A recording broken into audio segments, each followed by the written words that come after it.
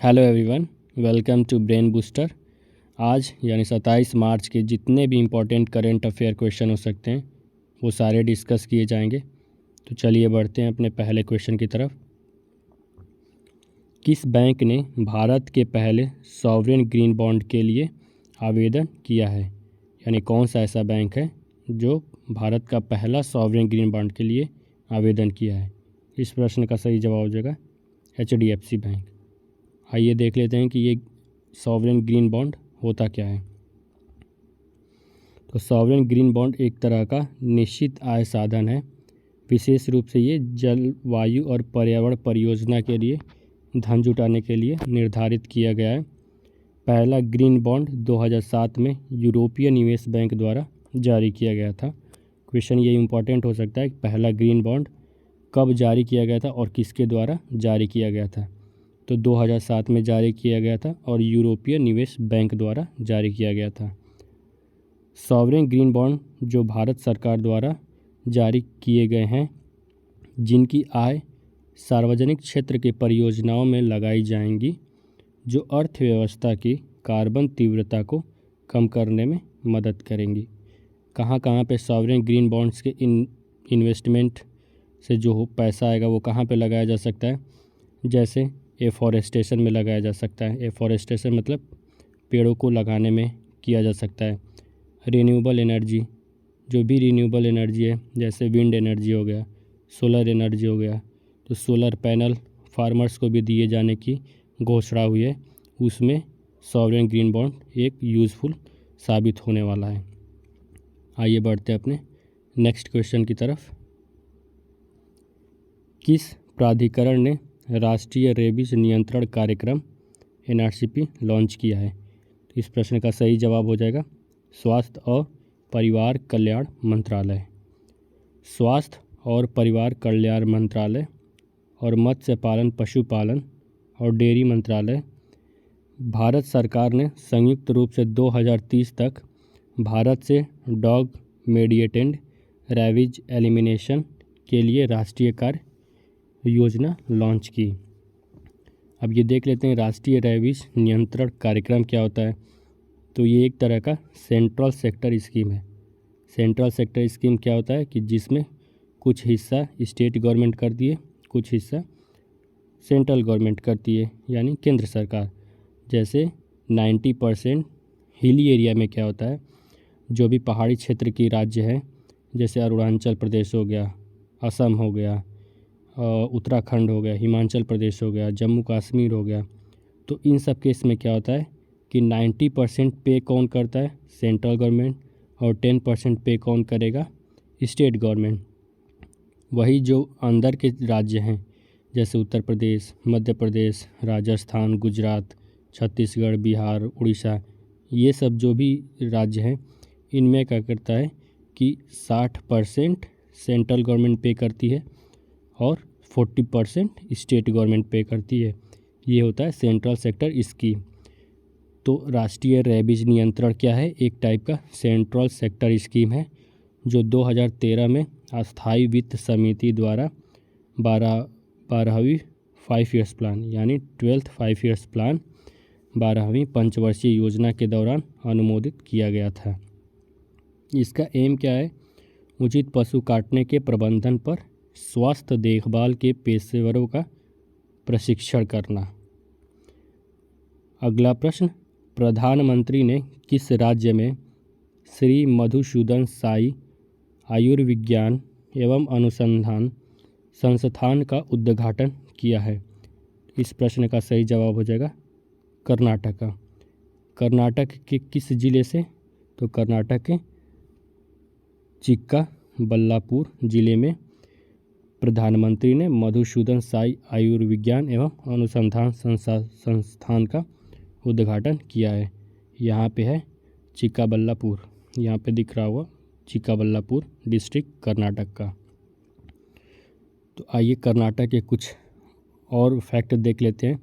Fact में यही important हो सकता है कि कर्नाटक में कौन कौन से अभयारण्य हैं या राष्ट्रीय उद्यान हैं।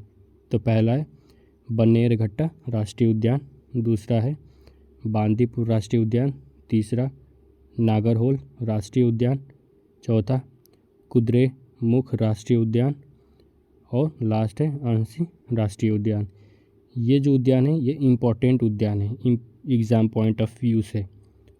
आइए बढ़ते हैं अपने अगले प्रश्न की तरफ। मानव हाथी संघर्ष को रोकने के लिए किस राज्य सरकार ने गज मित्र पहल शुरू किया है? तो इस प्रश्न का सही जवाब हो जाएगा पश्चिम बंगाल। पश्चिम बंगाल ने गज मित्र की पहल शुरू की है मानव हाथी संघर्ष को रोकने के लिए। मानव हाथी संघर्ष क्या होता है ब्रीफ में अगर समझ जाएं तो जैसे फॉरेस्ट होता है, जो भी जंगल होता है, तो जंगल से होके गुजरने वाली जो रास्ता होती है वहाँ पे अक्सर क्या होता है कि एनिमल्स का आना जाना लगा होता है और इसी रास्ते से लोग भी जाते हैं। तो यहाँ पे क्या होता है कि दोनों के बीच में टकराव होता है, तो वहाँ पे नुकसान किसी को भी हो सकता है। तो इसी संघर्ष को रोकने के लिए पश्चिम बंगाल की सरकार ने गजमित्र पहल शुरू की है। आइए बढ़ते अपने अगले प्रश्न की तरफ।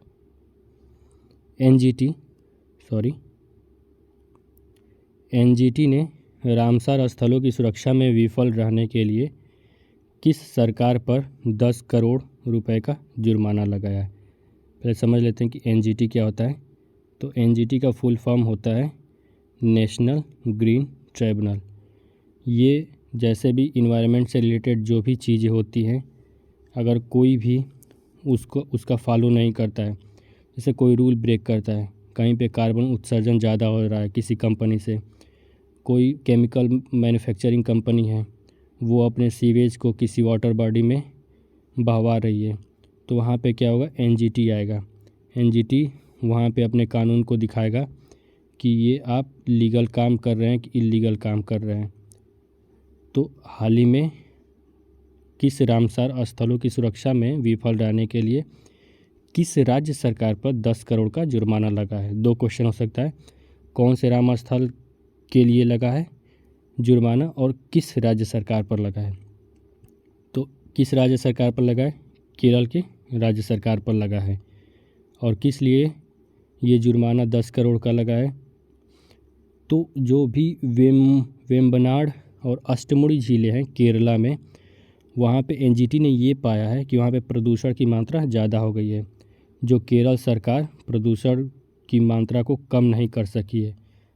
एनजीटी वहाँ पे गई थी जांच करने के लिए और जांच में पाया कि जो भी ये दोनों झीलें हैं यहाँ पे प्रदूषण ज़्यादा है, तो इसके वजह से केरल की सरकार पे 10 करोड़ का जुर्माना लगा है। तो आइए केरल के बारे में और कुछ और फैक्ट्स जान लेते हैं। तो केरल में कुछ नेशनल पार्क हैं जो इम्पोर्टेंट हो सकते हैं। ये मैंने उनके एरिया वाइज लिख दिया है घटते क्रम में। जैसे सबसे बड़ा नेशनल पार्क कौन सा है? पेरियार नेशनल पार्क, जो 350 स्क्वायर किलोमीटर एरिया में है। उसके बाद है इरविकुलम नेशनल पार्क, जो 97.0 स्क्वायर नेशनल पार्क में है।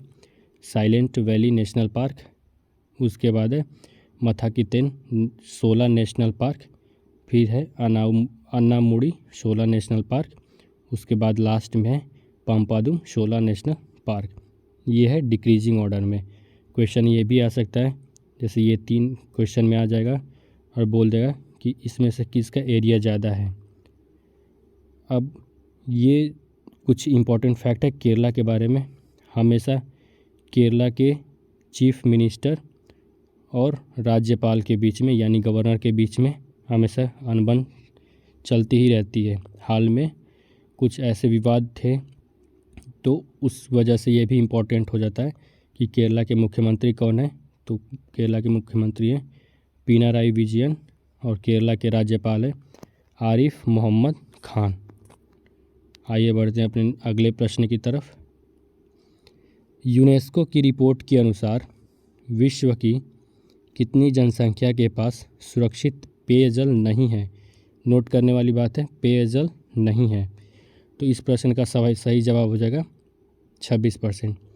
दुनिया की 26% आबादी के पास सुरक्षित पेयजल नहीं है और 46% के पास सुरक्षित रूप से प्रबंधित स्वच्छता तक पहुंच नहीं है। यानी 26% आबादी के पास तो सुरक्षित पेयजल है ही नहीं, और जो भी 46% लोगों के पास पानी पहुंच रहा है वो स्वच्छता से नहीं पहुंच रहा है, कुछ ना कुछ गंदगी से पहुंच रहा है। गंदगी का मतलब उस पानी में कंटेमिनेशन ऑफ वाटर हो चुका है, मतलब पानी प्रदूषित हो चुका है।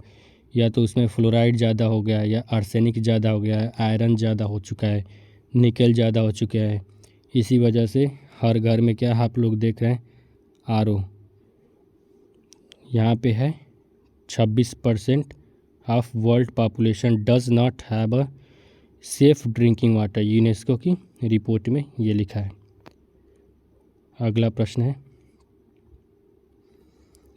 किसने कश्मीर में एलओसी के पास मां शारदा मंदिर का वर्चुअली उद्घाटन किया है? वर्चुअली उद्घाटन क्या होता है? यहाँ पे वीडियो कॉन्फ्रेंसिंग पे ही उद्घाटन कर देना, उसी को बोलते हैं वर्चुअली उद्घाटन करना। इस प्रश्न का सही जवाब हो जाएगा अमित शाह। किशनगंगा नदी के तट पर नए मंदिर की स्थापना की गई है। कहाँ पे, किस ज़िले में?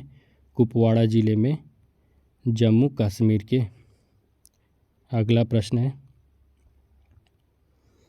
किसे क्रिकपे नामक क्रिकेट केंद्रित फैंटेसी स्पोर्ट्स वेबसाइट पर लॉन्च किया गया है? किसे क्रिकपे नामक क्रिकेट केंद्रित फैंटेसी स्पोर्ट्स वेबसाइट पर लॉन्च किया गया है? इस प्रश्न का सही जवाब हो जाएगा अश्नीर ग्रोवर। ये रहे अश्नीर ग्रोवर। भारत पे के सह संस्थापक हैं अश्नीर ग्रोवर। तीसरे यूनिकॉर्न हैं कौन? ये भारत पे इंडिया का तीसरा यूनिकॉर्न है। इन्होंने 23 मार्च 2023 को क्रिकपे नामक एक क्रिकेट केंद्रित एथलेटिक्स ऐप लॉन्च किया है। यहाँ पे क्या हो सकता है कि वहाँ पे लोग प्ले भी कर सकते हैं। अगला प्रश्न, हाल ही में भारत और किस देश ने अरब सागर में संयुक्त अभ्यास कोंकण आयोजित किया है?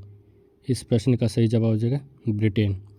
कोंकण तट पर संपन्न हुआ भारत ब्रिटेन नौसेना का संयुक्त अभ्यास। INS त्रिशूल भी उसमें शामिल था। ये है अरब सागर। ये अरब सागर किस किस से टच करता है? इधर क्या है, बे ऑफ बंगाल है, बंगाल की खाड़ी। इधर है अरब सागर। ये बात ध्यान देने वाली है, कई बार कन्फ्यूजन हो जाता है। इधर है अरबियन पेनिनसुला, इधर है अफ्रीकन पेनिनसुला, और इधर है इंडियन प्लेटू। इन तीनों से घिरा हुआ है अरब सागर। अगला प्रश्न देख लेते हैं, कुछ इम्पोर्टेंट एक्सरसाइज जो भारत की हैं। तो संप्रीति किस किस के बीच में? भारत बांग्लादेश। मित्र शक्ति भारत श्रीलंका। मैत्री भारत और थाईलैंड। वज्र प्रहार भारत और US। युद्ध अभ्यास ये भी भारत और US। खानाबदोश हाथी भारत और मंगोलिया। गरुड़ शक्ति भारत और इंडोनेशिया। शक्ति व्यायाम भारत और फ्रांस। धर्मरक्षक भारत और जापान। सूर्य किरण भारत और नेपाल। हाथों में हाथे डालकर व्यायाम, ये एक व्यायाम का नाम है। ये किस किस के बीच में? भारत और चीन के बीच में। सोचने वाली बात है, भारत और चीन के बीच में भी व्यायाम है। सिम्बेक्स भारत और सिंगापुर। शक्ति व्यायाम भारत और फ्रांस। और लास्ट है कॉर्पेट एक्सरसाइज भारत और थाईलैंड के बीच में। अगला प्रश्न है, हाल ही में किसने a matter of the heart education in India नामक पुस्तक लिखा है? A matter of the heart education in India, ये किसने लिखा है? अनुराग बहर ने लिखा है।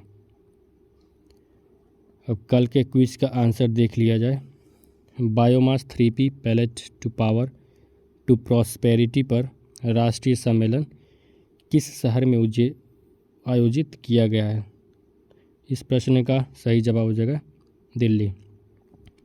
सम्मेलन का उद्देश्य क्या था कि थर्मल पावर प्लांट्स में बायोमास पैलेट्स को फायरिंग को बढ़ावा देने के साथ साथ क्षेत्र में सभी हितधारकों के लिए अपने ज्ञान और अनुभव को साझा करने के लिए एक समय मंच प्रदान करने के लिए सक्षम वातावरण को बढ़ावा देना।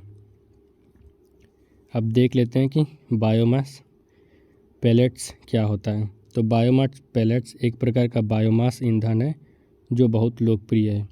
इन पैलेट्स को ज़्यादातर कृषि बायोमास या लकड़ी के कचरे, वानिकी के अवशेषों, वाणिज्यिक घास जैसे आदि से बनाया जाता है।